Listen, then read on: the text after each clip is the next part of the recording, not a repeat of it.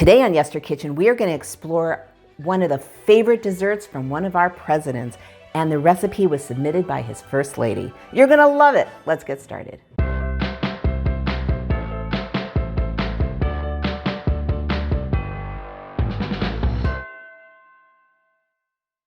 Hey everyone, I'm Jill and this is Yester Kitchen. If you're new here, welcome. It would be an honor to have you join us as we explore retro history through food. So today I've got a great one for you and a super easy one too. We're gonna make Ozark pudding. What is Ozark pudding? Well, it's kind of like a cake-like fruit and nut pudding, but this one is very special. So the Ozark pudding was said to have been created in somewhere around the Ozark Mountains, probably Arkansas or Missouri. The Ozark Mountains cover Arkansas, Missouri, I can't talk today, Oklahoma, and a little bit of Kansas. So it's said to have been created around the 30s, and then just as it grew, you know, people would just add or alter the recipes. So it turns out that Ozark pudding was the favorite of our 33rd president, Harry S. Truman. And in the 50s, his wife, Bess, submitted a recipe to the Congressional Club Cookbook. What is that? Well, this is a version from 1976, and when we get to it, I'll tell you all about the book, and we're gonna make a fabulous recipe from it. But because it was in the Congressional Cookbook, people started reading it and making it, and the popularity just soared. It's a very easy recipe, and I absolutely love it. So of course, the name came from the Ozarks. And it's like, yeah, it's like a pudding, it's like a cake. Let's get started, you are gonna love it. So I have in my happy little mixing bowl, we are going to put 1 egg. To that egg, we are going to add 3/4 cup of sugar. Whoops. Come on out, you guys. Everybody in the pool. Okay, now we're going to take our handy dandy blender, or if you have a stand mixer, that's fine too. We're going to beat it, the recipe says, for a long time. I'm probably going to go between 2 and 5 minutes. You just don't know. But what you want is you want it super incorporated. You want it super smooth. So let's do it now and I'll show you what it looks like.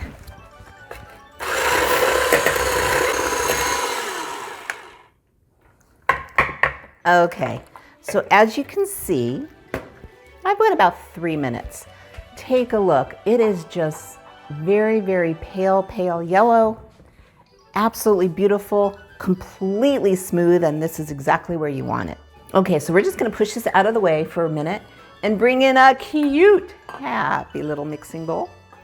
And to that, now this is gonna blow your mind. We are gonna add only 2 tablespoons of flour. That's all we need. 1 1/4 teaspoons of baking powder. And I'm sorry, and in with that baking powder was 1/8 teaspoon of salt. And you wanna just mix that very well. Now we're gonna bring back our mixing bowl and add our mix. And you're just gonna stir. And you just wanna keep going until it's all completely combined. Yeah, I mean, so Ozark pudding, this was not, Bess Truman did not originate this recipe. I don't know if she actually made it for her husband or she just gave the recipe to her staff. But the recipe definitely came from Bess Truman. As a matter of fact, it is also at the Harry S. Truman Library Archives, so you can find it there too. Okay, now we have a 1/2 cup of chopped apples. I always keep a damp paper towel on my apples until I'm ready to use them. That way, they don't turn brown because the paper towel blocks the air, which oxidizes the apples. So you have them in a pretty fine chop, and you do want to peel your skin off. In you go. And then we have our nuts. I have a 1/2 cup. Here's the thing. In Bess's recipe, she wrote nuts. She didn't specify what kind.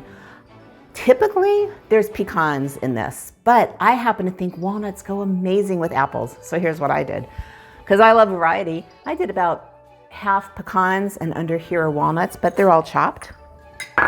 You can do whatever you like, except I probably wouldn't do peanuts. I don't think that would taste very good at all. But hazelnuts would be amazing. Actually, those are kind of the 3 I can think of. But if you try something else, I would love to hear about it. Okay, so we're gonna get this out of the way again. Oops. And we're gonna bring in a pie plate.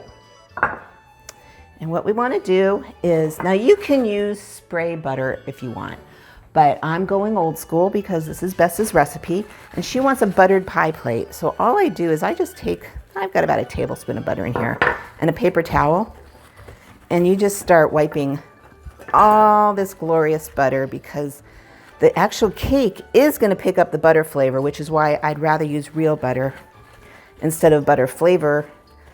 So you have just a better flavor, because you know everything is better with butter, right? Okay, now what we're gonna do is we are gonna pour all of our mixture into the pie plate. And by the way, my oven is set at 350. Okay, so everyone in the pool. I mean, it's kind of cool to make a president's favorite recipe. You never know where these recipes are gonna come from, and this one is just fabulous. Okay, so really, that's it. Okay, now we're gonna take our Ozark pudding, pop it in the oven for 35 minutes. Then you wanna take it out and you want it to cool completely. So we'll be back when all that happens, and be sure to have either whipped cream or ice cream or both at the ready. I'll see you when we get back. So it's been 35 minutes in the oven, and then I let it sit on my little cooling rack. It's been about a half hour, and take a look. It's not exactly a cake. It's the top is very delicate. Let me just get rid of the cooling rack so I can show you how beautiful this pie is. Okay. So yes, do you need to make it in a pie plate? That's the recipe, so I would say yes. And see, it's crunchy. It's kind of not exactly a cake. It's very flat. Let me show you. I'm actually gonna get in here with my fingers just so you can see. See, it's just kind of like cakey, but puddingy. And let me tell you something. You do not want to have this cake without whipped cream or ice cream. So of course, I have some ice cream at the ready. And all you want to do is take your favorite flavor. Mine happens to be today, because they changes all the time, vanilla bean. And there you have it. President Harry S. Truman's favorite dessert, with the recipe submitted by none other than Bess Truman. This is just, I mean, it's fall. It's literally fall on a plate, but you know what? It's so easy. It is great any time of the year.